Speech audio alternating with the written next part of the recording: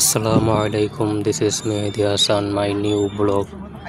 তো আজকে আসলাম আমি সৌদি আরব আসার পর আজকে আমি পার্কে আসলাম, রিয়াদ পার্কে। আমাদের বাসার পাশে নতুন পার্ক, নতুন বলতে এটা আর কি অনেক আগেরই আমি আসলাম। তো 3 দিন হয়েছে আমি আসছি, 2 দিন যাবৎ আমি আসি নেই। তো আজকে হঠাৎ আমার এক ভাই আমাকে নিয়ে আসলো জোর করে পার্কে, যে আসো সারাদিন বাসায় বসে কী করবা।